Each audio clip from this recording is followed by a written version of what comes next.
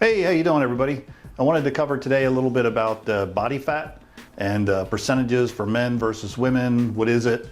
There's a lot of different information out there that you're going to find, and you'll hear from different individuals, fitness experts and whatnot, what their body fat percentage is.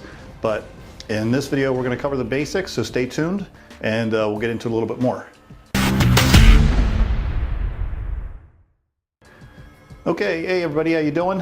What I did here today was posted a few pictures behind me of first men, and then we'll show you women body fat percentage to give you an idea what it looks like. Men and women carry body fat percentages differently. Men are going to be able to get a lot leaner, just biologically they're just built different. Women tend to hold more fat. So it's just your body fat percentage is simply the amount of just that body fat in your system. So there's a number of ways to measure it. We're going to cover that as well. So let's get started. Okay, I'm going to show you a chart that outlines several men and their body fat percentages. Okay, we're going to start in the upper left-hand corner here. I've got someone in the range of, let's say, 3 to 6%. These are averages. These are rough estimates. You know, I say 3 to 6. It could be 4 to 7. It could be, 8 to 9 and 11 to 13. But roughly, we're going to say that first picture on the left-hand side there is 3 to 6. It could be 4 to 7, something like that. But definitely ripped, shredded. You'll notice that all the obliques, all the deep cuts. You have deep separation in the muscles, a lot of vascularity. That's the lean, ripped, shredded look that bodybuilders are typically going for. So when you can see your serratus coming in, you can see the deep cuts in your obliques. That's great. That's where you want to be. So those first two pictures there are two individuals. Slightly different body types, but in that 3 to 6% range. So when somebody comes up to you and says, oh, my body fat's 3 or 6%, that's what they should look like. If they don't look like that, trust me, it's higher. Okay. Then you have the next one over, the 7 to 10% body fat range. This is a little more an athletic look, I would say, not a bodybuilding contest prep type look. This would be like a men's physique or fitness physique that you would see maybe in a fitness competition. Again, you still have all the, cuts and separation in the muscle, not as deep as the 3 to 6%, but in that 7 to 10% range. The next one is going to be the 10 to 12% range. 10 to 12% is where you're going to need to be if you want that summer beach body and you want to see the abs. Everybody out there that's, wants to see those abs, you're not going to get there without being in that 10 to 12, 9 to 13, somewhere in that range. It's got to be, you're starting to hit you're just above those single digits. So until you get your body fat down in that range, and get rid of that body fat, you're not going to see those abs, okay? Then you have the next one there, that 14 to 17% body fat. This is typically where a lot of people fall, especially young adults, young males, teenagers that are just generally lean. And you won't really see the abs, the definition. They're lean, but again, the cuts, the separation, the six-pack abs aren't really visible. You can see a little bit there. Then we start moving up into 18 to 23%. You can see that just, everything starts to flatten out, and to 25 to 28%. And then in the far range, 30 to 35%. So generally, what's a good amount of body fat to have for men would be what's considered, if you had your essential fats, be that 2 to 4% range. The athletes for males would be in that 6 to 13% range. Considered a fitness level would be the 14 to 17% range. An acceptable body fat for men would be 18 to 25%. And then anything over 26 plus, you'd be considered obese and definitely want for health reasons. Make sure your body fat gets a little bit lower. All right, so that covers the men. Then you have the women, which we'll put a picture up behind this one. With the women, the first picture you're going to see is the 14 to 15% body range. Now, I don't think I mentioned it earlier, but men and women carry body fat differently, again, due to biological differences. A super ripped man, bodybuilder, who's minimizing body fat percentage could have a percentage as low as 3 to 4%, right? While a super ripped female bodybuilder who's also got minimized body fat would be closer to the 8 to 9% body fat. It's just generally, women are just generally higher than men. They're not going to get as lean or as low body fat numbers as the men are going to get. A male athlete could be in fantastic shape, have body fat of 10%, let's say, while a woman at a comparable level of athleticism and appearance might be 18 to 20% body fat. To take the comparison to the other end of the spectrum, an overweight male at 30% would look vastly different than an overweight woman at 30%. So you can see here in the pictures, the 14 to 15%, you can see some abs, there's some definition. You see the bicep, see some definition. Then you have the 17 to 18% for the women. Again, still lean, not what I would call ripped or shredded. And then a lot of women fall into that 20, 21% body fat range. And then you start moving up 34, 35, so on and so forth. So I'm going to put a chart up basically that shows you the difference between what the generally accepted body fats are for both men and for women. And you can see the difference side by side. So women there on the left compared to the men on the right, and you can see the numbers are significantly different. When we talk in terms of essential fats, this means that the minimum amount of fat required for survival. So anything less than this amount would most likely result in organ failure. Even approaching this amount of body fat is dangerous. So anything less than what's essential is considered very dangerous. So some elite men's bodybuilders, maybe even women, might get down to those levels using drugs, but definitely run into some health issues. It's for this reason that bodybuilders who can minimize their body fat to the essential fats level only do so when preparing for a show. During the rest of the year, they maintain usually a typically higher body fat percentage so they can stay healthy and function properly. In addition, what you need to remember is once you get down to that 3 to 6% range, even that 7 to 10% range, you're not going to grow. Your body doesn't have the foundation it needs to grow muscle. So if that's why you see a lot of these bodybuilders in off season, at least maintaining, I would say, above a 14% body fat range. But the ones that are smart about it don't allow their body fat to get up above the 23, 24, 25%.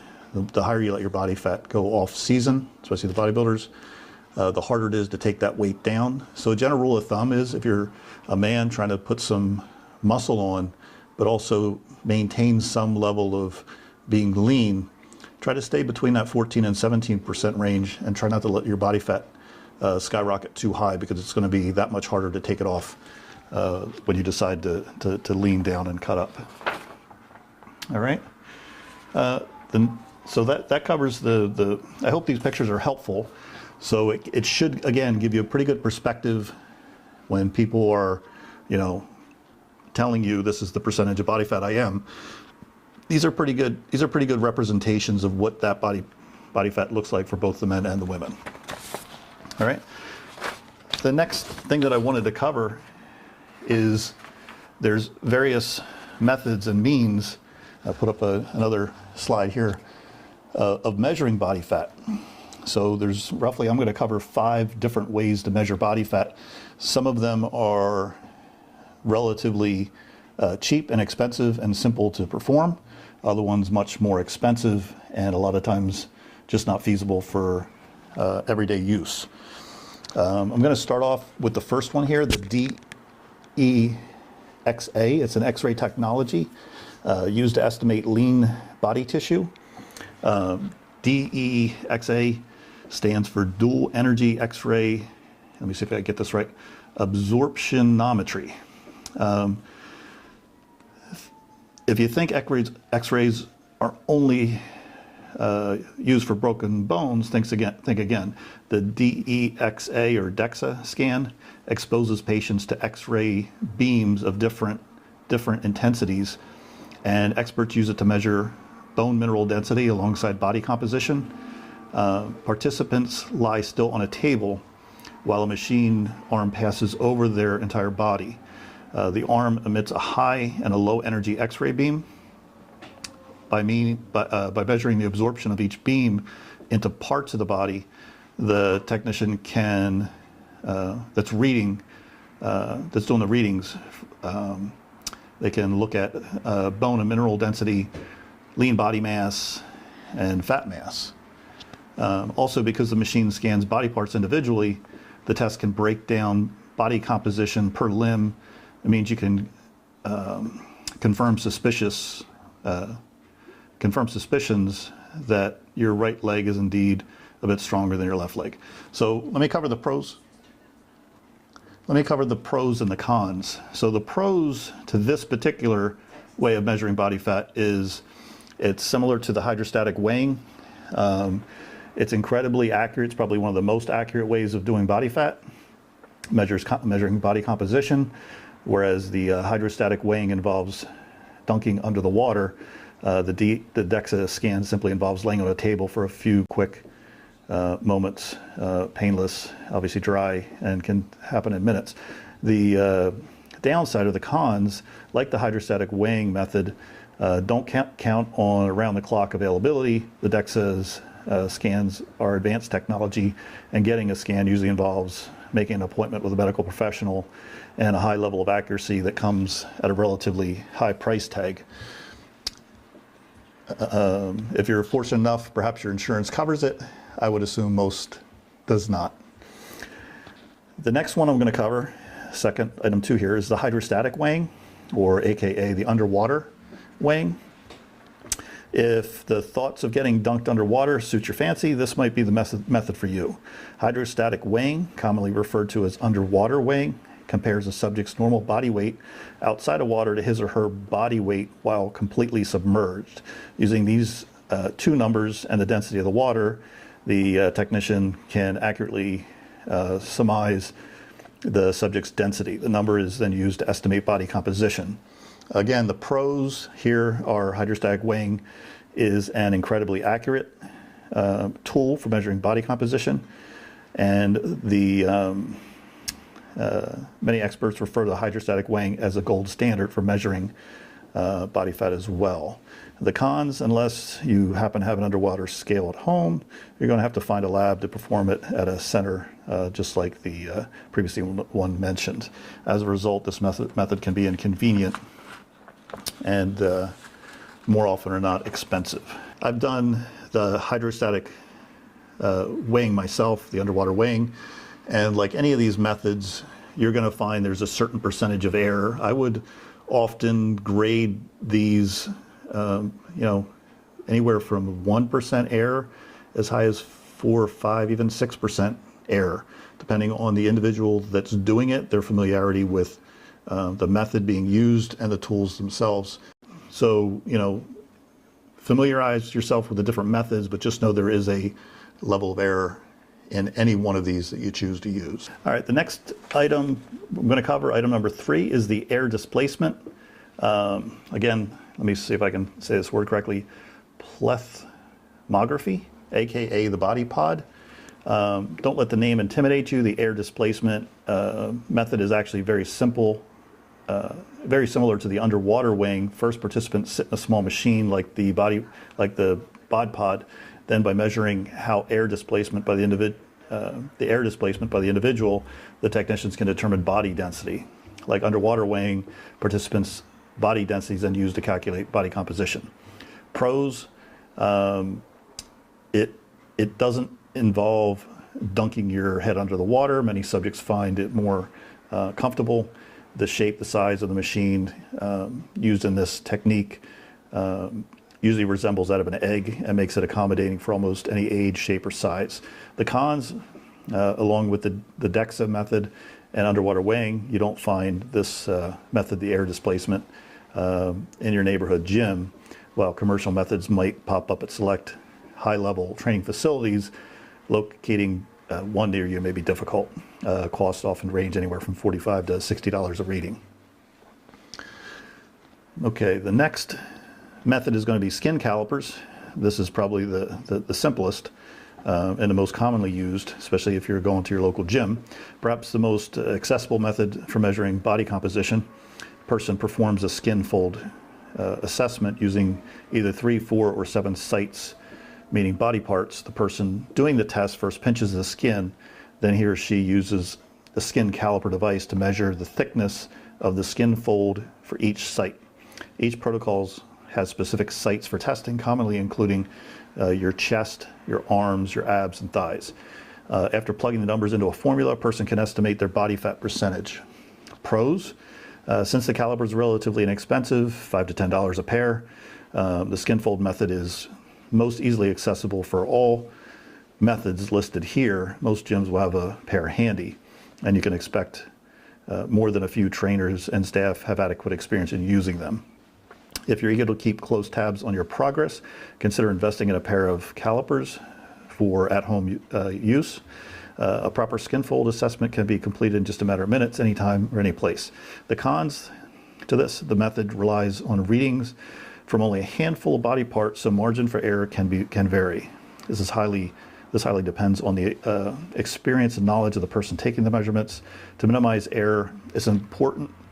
One important thing to remember is to use the exact same spots every time.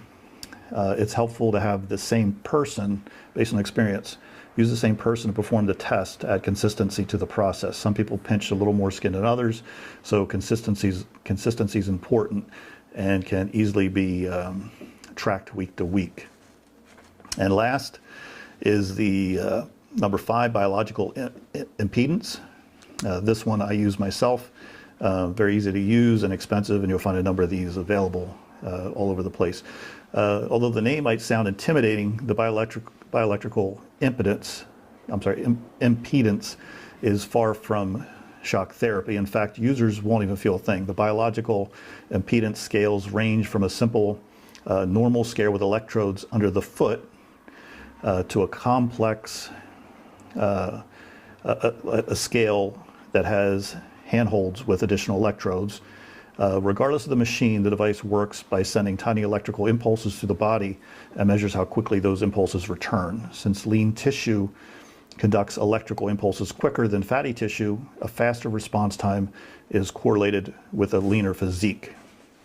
The pros, this method tends to be affordable enough to keep one around the house. In fact, many traditional weight scales come with built-in body composition features that can generate and track body fat percentages along with body weight. Outside the house, you can find these monitors usually at the gym and personal training studios. Since this technique requires little more than pressing a button, users need little to no previous practice. Plus, you'll get measurements in a matter of seconds. The cons, the skill and the time off comes at an expense. Accuracy. The bioelectrical impedance measurements are generally much less accurate than the methods like the DEXA scans. Readings can be greatly affected by variables such as hydration levels, since water also conducts electrical impulse. Your meal times, as recent meals can skew results. Your workouts, taking a reading directly after exercises can lead to lower body fat readings. So again, if you're going to use this method, make sure you're doing it at the same time a day, same meals, and there's some consistency to what time you're taking the readings as well as sometimes you have to program the devices for your age, for your gender, and a couple other factors can often be programmed into these as well to give a more accurate reading. I hope you found this information helpful. I hope you'll subscribe if you haven't already, and post comments if you have any feedback. Enjoy the rest of your day, and we'll post more updates coming soon. Thanks for watching.